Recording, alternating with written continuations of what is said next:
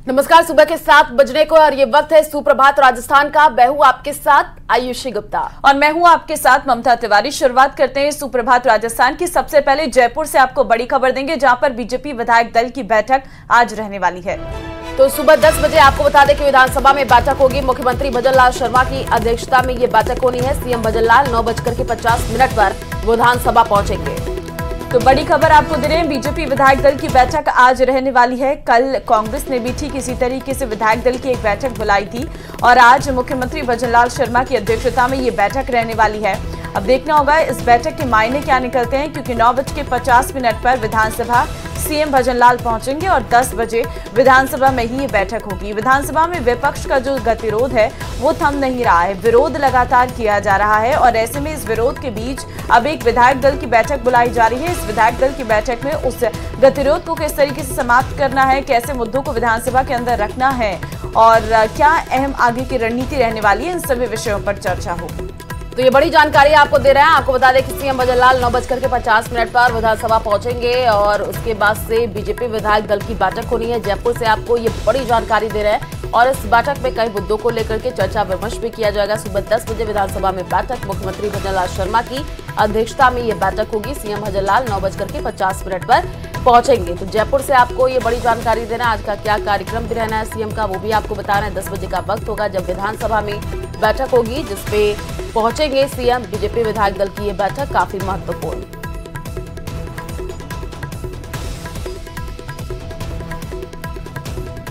और जयपुर से बड़ी खबर आपको बता दें, बीजेपी में प्रदेश जिला कार्यकारिणी का जल्द गठन होगा। बीजेपी प्रदेश अध्यक्ष मदन राठौड़ ने संकेत दिए हैं।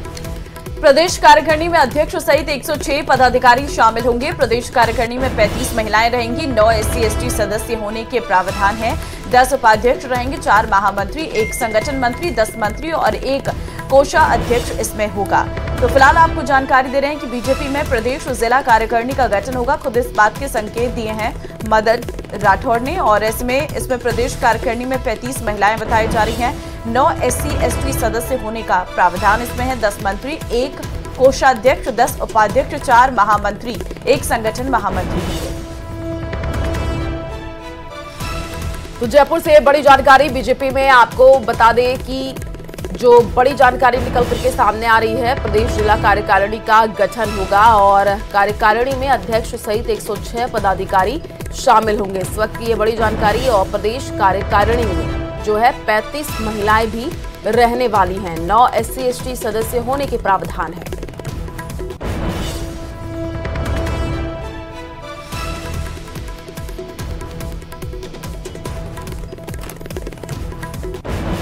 अपनी ही सरकार पर फोन टैपिंग के आरोप लगाने वाले कृषि मंत्री किरोड़ी लाल मीणा आज मुख्यमंत्री के साथ सरकारी कार्यक्रम में शामिल हुए और इस दौरान वो मुख्यमंत्री के बगल में कुर्सी पर बैठे नजर आए। कार्यक्रम के बाद मीडिया से भी बातचीत करते हुए किरोड़ी लाल मीणा ने कहा, मैंने पहले बयान दिया था कि मेरा फोन टैप हो रहा है।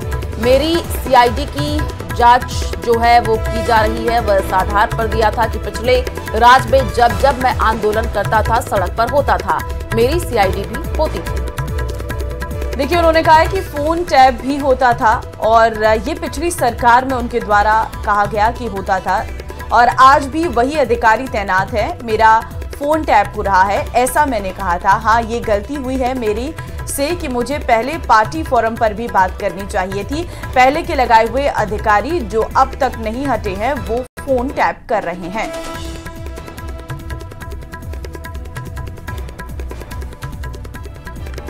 सड़क होता था तो एक CID भी कोर्ट टेप भी होता था।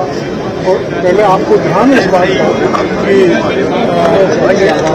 लोकेश OSD थे बहुत साहब उन्होंने फोन टेप के बारे में कहा, जैसे शिक्षा जी ने फोन टेप के बारे में कहा और वही अधिकारी अभी तैनात है। तो मेरा फोन टेप हो रहा है, ऐसा मैंने कहा था। मैंने यहाँ ये जरूर कहा था ये गलती हुई है कि मेरे को पहले पार्टी के फोरम पर यह बात कहनी चाहिए, लेकिन पहले के लगाए हुए अधिकारी जो अभी तक नहीं हटे तो फोन टेप।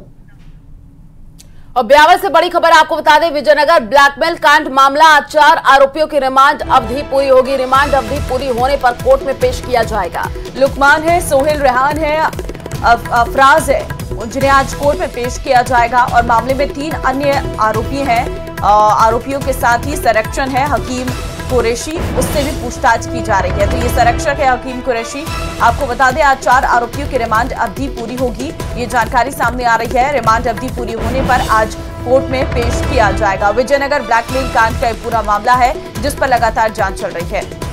और ज्यादा जानकारी के लिए संवाददाता अशोक हमारे साथ जुड़ चुके हैं। अशोक, कल तस्वीरें देखी थी, बड़ी संख्या में लोग सड़कों पर उतरे थे और आज जो बड़ी जानकारी निकल करके सामने आ रही है कि पूछताछ भी होनी है आरोपियों से, अपडेट क्या है पूरे मामले में? जी बिल्कुल, आज इस मामले में 4 जो आरोपी है, जो मुख्य आरोपी, जो बलात्कार के आरोपी हैं, लुकमान, सोहेल, रिहान और अफराज, इन चारों को 10 दिन की रिमांड के बाद 2 बार रिमांड ली गई थी। 10 दिन की रिमांड के बाद चारों को आज न्यायालय में, पॉक्सो न्यायालय में पेश किया जाएगा और वहां से इस मामले में अग्रिम अनुसंधान के लिए हो सकता है कि इनसे और जो है रिमांड ली जा सके। इसके अलावा जो अन्य 3 आरोपी है और मुख्य जो संरक्षक है उनसे भी पूछताछ यहाँ पर लगातार जारी है। जो संरक्षक है उसको लेकर जो है धर्म परिवर्तन और धर्मांतरण के साथ साथ ब्लैकमेल कांड में यह कितना साबित था, और हाकिम जो कि इसके पास कई जो दस्तावेज मिले हैं, इसके पास जो गाड़ियां मिली है, इसके पास जो मोबाइल मिले हैं, उन सभी को जब्त किया गया है। इसके मोबाइल को, चूंकि इसके पास जब मोबाइल मिला तो इसने जो तमाम जानकारियां थी वो सारी डिलीट मार दी थी। तो अब उस जो डिलीट मारा है उसको रिकवर करने की जो जिम्मेदारी है वो पुलिस ने साइक्लोन सोल और जो साइबर सेल है उसकी मदद लेना शुरू कर दिया है, क्योंकि ये बड़ा प्रकरण है। इस मामले में 3 लड़कियों ने अब तक जो है रिपोर्ट दर्ज कराई है। तो और कौन लड़कियां इसमें शामिल थी, किन किन से मुलाकात हुई थी, इन सभी विषयों को लेकर जो है इस मामले में पूछताछ की जानी है। 3 प्रकरणों में जो है मुकदमा दर्ज हुआ है। फिलहाल 1 प्रकरण में जो आरोपी है उसको यहाँ पर शामिल किया गया है। 2 प्रकरण में इसका क्या रोल था, इस विषय में भी जो है पूछताछ जो है आरोपियों से की जा रही है। तो फिलहाल आज जो मुख्य 4 आरोपी हैं उनको कोर्ट में पेश किया जाएगा। उसके बाद आगामी 27 तारीख को जो अन्य आरोपी हैं उनको भी पेश किया जाना है। तो आज देखना होगा जो पुलिस जो है इन आरोपियों को फिर से रिमांड पर लेती है या फिर जेल भेजती है। तो पूरे प्रकरण को लेकर एक तरफ पुलिस जांच में जुटी है। 11 आरोपियों को भी यहाँ पर जो है नगर पालिका की ओर से नोटिस जारी किए गए थे। फिलहाल जो है जो नगर पालिका ने एक जो रियाज आरोपी है उसके घर के बाहर जो अतिक्रमण था उसको हटाया है। साथ ही जो वहां पे मौजूद एक कब्रिस्तान है उसके 2 गेट थे, जो विरोध जो है जनता का लगातार था कि इस 2 गेटों की अंदर जो है आना जाना था। तो एक गेट को जो है, मुख्य गेट को जो है वो बंद कर दिया गया है, उसका सील कर दिया गया है, दूसरे गेट से ही आना जाना होगा। ऐसे ही 11 जो है आरोपियों को नोटिस जारी किए गए थे, उनके दस्तावेज मांगे गए हैं। फिलहाल दस्तावेज उपलब्ध नहीं कराए गए हैं। तो आगामी दिनों में इसमें किस तरह की कार्रवाई होती है वो भी जो है देखने वाली बात होगी। तो पूरे प्रकरण को लेकर पुलिस प्रशासन अपनी तैयारियों में जुटा है, कार्रवाई में जुटा है। तो वहीं प्रदेश भर में इस घटना को लेकर रोष भी व्याप्त है। जो आरोपी हैं उनकी गिरफ्तारी के साथ साथ जो मुख्य सरगना है इसके ऊपर भी लोगों को मानना है कि केवल बच्चे या फिर। बहुत धन्यवाद फिलहाल तमाम अपडेट्स देने के लिए।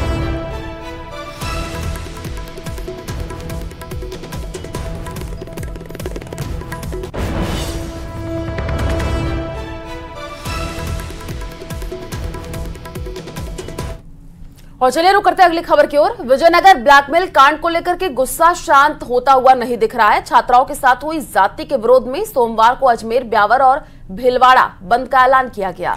इन जिलों में सुबह से ही जगह जगह धरना प्रदर्शन चल रहा था। आरोपियों को फांसी देने की मांग की जा रही थी। देखिए रिपोर्ट।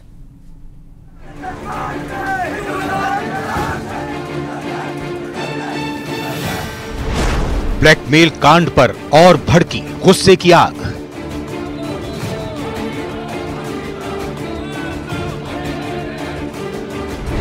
विरोध में ब्यावर, अजमेर और भीलवाड़ा बंद।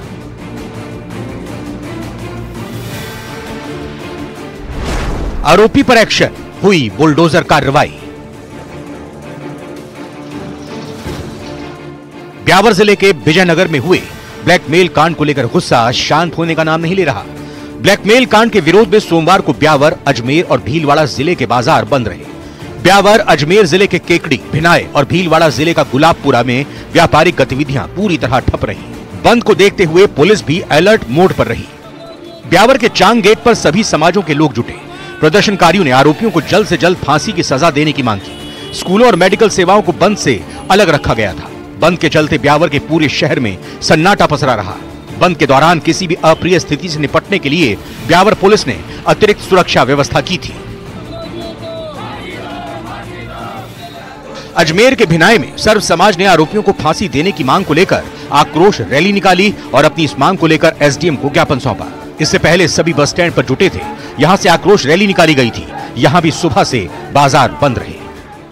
भीलवाड़ा के गुलाबपुरा में भी सर्व हिंदू समाज की ओर से बंद रखा गया। सुबह 10 बजे सर्व समाज के लोग महाराजा पैलेस हुरडा रोड पर इकट्ठा हुए। इसके बाद रैली के रूप में कस्बे के मुख्य बाजार से होते हुए उपखंड अधिकारी को सीएम के नाम ज्ञापन देने के लिए रवाना हुए। कोटा के गवर्नमेंट कॉलेज में अखिल भारतीय विद्यार्थी परिषद के छात्र नेता और कार्यकर्ताओं ने विरोध प्रदर्शन किया। विजयनगर ब्लैकमेल कांड की कड़े शब्दों में निंदा करते हुए मामले की सीबीआई से जांच कराने और दोषियों को फांसी की सजा देने की मांग की। जिस प्रकार से विजयनगर के अंदर एक बहन के साथ जबरन दोस्ती करने का प्रयास किया गया, जब उन कुछ दरिंदों द्वारा, और जब उनसे बहन से दोस्ती उनकी हो गई, उसके बाद उनको जबरन दबाव बनाकर कैफे और होटल में ले जाया गया। और जब वो होटल में बहन गई तो उनके आपत्तिजनक फोटो लिए गए और आपत्तिजनक फोटो लिए बाद उनको ब्लैकमेल किया गया। उनसे कहा गया कि आपकी और बहनों से हमारी मुलाकात कराओ, मेरे दोस्तों से मुलाकात कराओ, तो आपको बचना है। तो ऐसी दरिंदगी की हद उन्होंने पार कर दी। अगर जब मीडिया बंधुओं ने उनसे पीड़ित बहनों से बात करी तो पता चला उन दरिंदों के पास एक ऐसी रेट लिस्ट भी थी जिसमें लिखा हुआ था कि अगर ब्राह्मण लड़की का आपको धर्मांतरण कराना है तो आपको 20 लाख मिलेंगे और दलित लड़की का आपको धर्मांतरण कराना है तो 10 लाख मिलेंगे। तो आप सोच सकते हैं उनकी मानसिकता किस हद तक पहुंच चुकी थी। पुलिस ने इस मामले में पॉक्सो समेत अन्य धाराओं में मामला दर्ज कर जांच शुरू कर दी है। सोमवार को विजयनगर पालिका ने 5 आरोपियों में से एक के मकान पर बुलडोजर चला दिया है। इस दौरान आरोपी के घर के बाहर रोड पर बनाए गए अवैध चबूतरे को अतिक्रमण हटाया गया। साथ ही विजयनगर पालिका ने कब्रिस्तान के अंबेडकर भवन की तरफ खुलने वाले गेट को भी सील किया।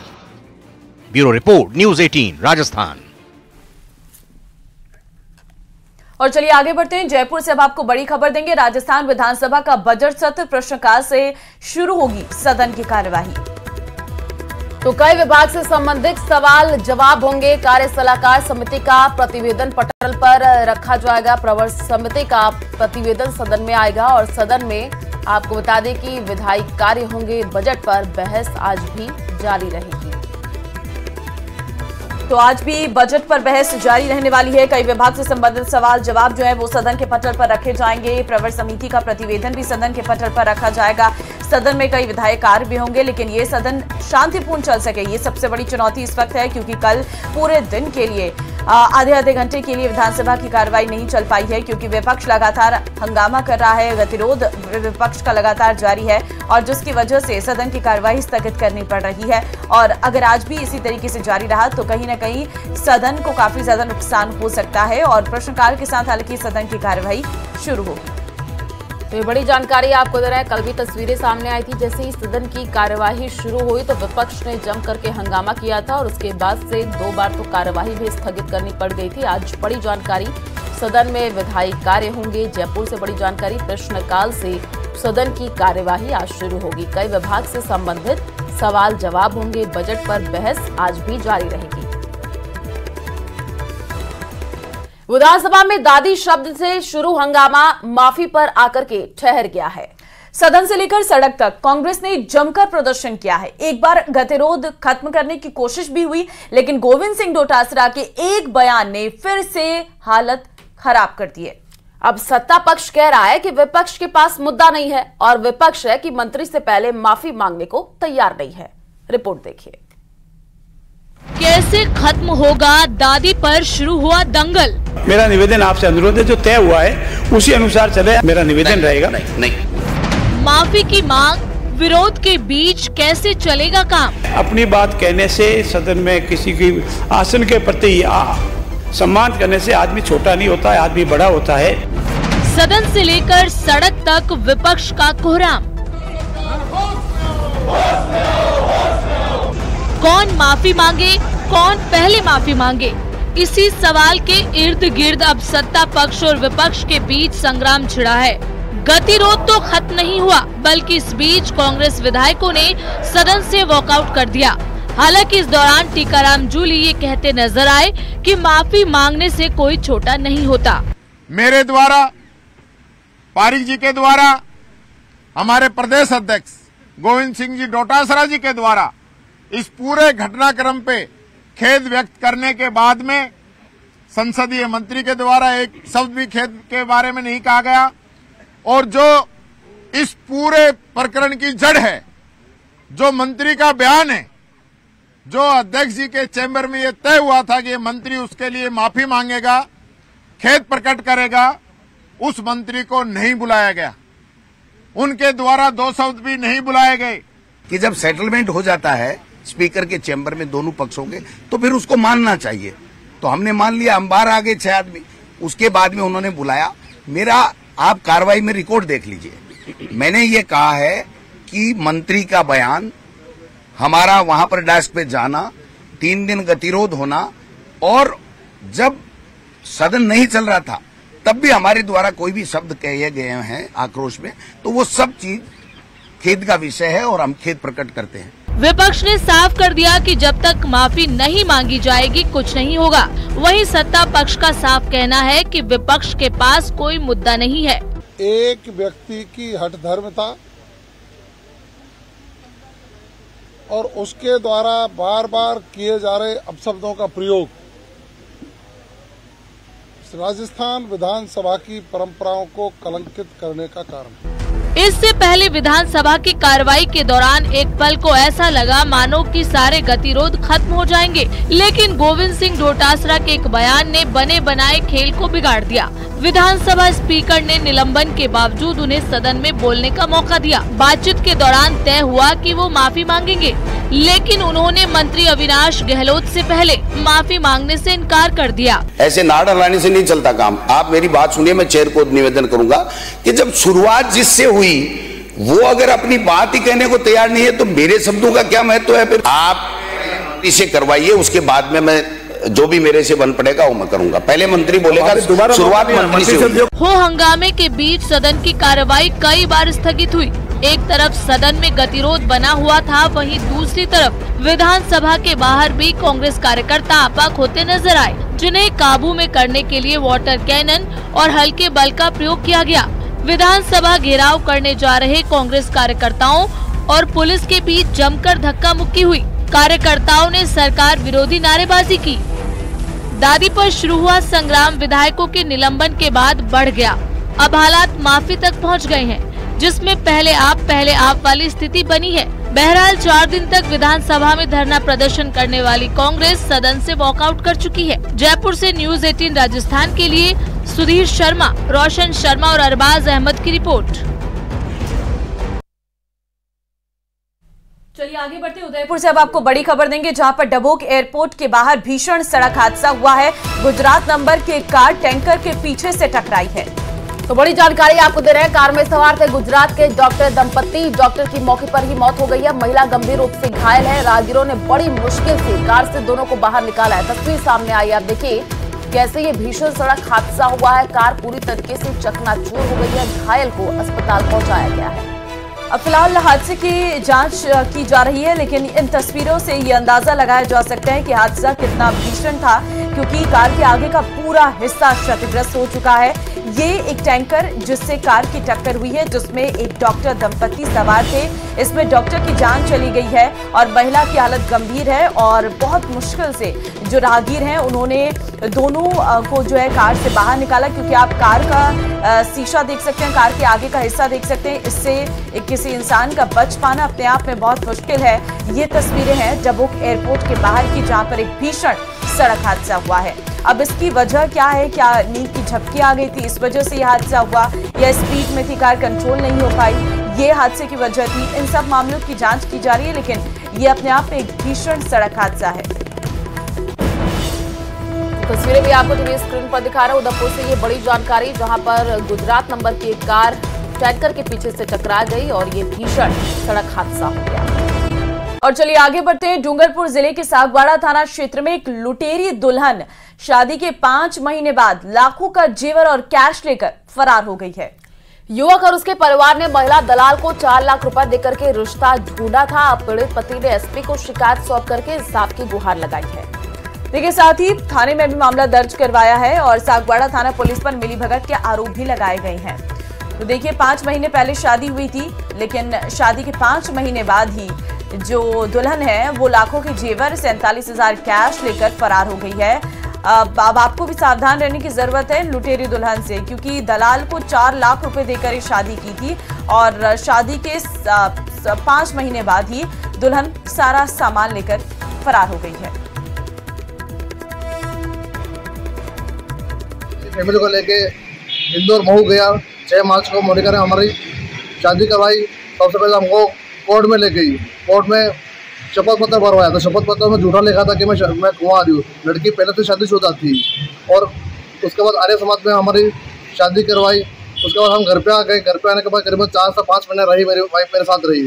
उसके बाद मेरी वाइफ राखी 19 अगस्त को रक्षाबंधन थी और रक्षाबंधन का त्यौहार ये बोल के 16 अगस्त को यहाँ से झांसी चली गई।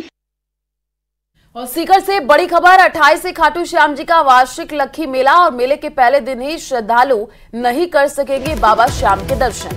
देखिए 28 फरवरी को विशेष तिलक श्रृंगार के लिए बंद रहेगा मंदिर। 27 फरवरी को रात 10 बजे बंद हो जाएगा मंदिर। 28 फरवरी को शाम 5 बजे खुलेगा मंदिर। इसके बाद ही मेले के पहले दिन श्रद्धालु कर सकेंगे दर्शन। इस बार प्रशासन ने मेले को 12 दिन कर दिया है और करीब 50 लाख श्रद्धालु जो है खाटू श्याम पहुंच सकते हैं। तो पूरी तैयारियां की जा रही हैं, लेकिन आपके लिए अपडेट भी हम लेकर आए हैं कि 28 से क्योंकि खाटू श्याम जी का वार्षिक लक्खी मेला शुरू हो रहा है, लेकिन 27 की रात 10 बजे से लेकर 28 को शाम 5 बजे तक मंदिर के कपाट बंद रहेंगे, जिस वजह से आप खाटू श्याम के दर्शन नहीं कर पाएंगे। 5 बजे के बाद दर्शन के लिए सभी द्वार खोल दिए जाएंगे और 12 दिन तक इस बार ये लक्खी मेला चलने वाला है। देखिए श्रृंगार की वजह से जो है बंद रहेगा मंदिर। और अब बीकानेर से आपको बड़ी खबर देंगे। 5 दिवसीय फाल्गुन मुकाम मेला आज से शुरू हो रहा है। आपको बता दें कि आज से ये मेला शुरू हो जाएगा। जामभोजी के समाधि स्थल पर फाल्गुन मेले में 2 दिन जागरण भी होगा। तो 27 फरवरी को अमावस्या पर हवन और पहाल होगा। मेले के दौरान नशा नहीं होगा। प्लास्टिक और नकली घी बेचने पर कार्रवाई होगी। विष्णोई समाज के लोग मुक्तिधाम मुकाम के साथ साथ जामभोजी के समाधि स्थल समराथल भी जाएंगे। 5 दिवसीय मेले में देश और विदेश के भी जो श्रद्धालु हैं वो पहुंचेंगे और लाखों श्रद्धालुओं की सेवा के लिए सेवक दल की टीम में भी पहुंच रही मुकाम मेले के लिए सेवक दल टीम खाजवाला से भी रवाना हुई है। और चलिए इसी के साथ फिलहाल सुप्रभात।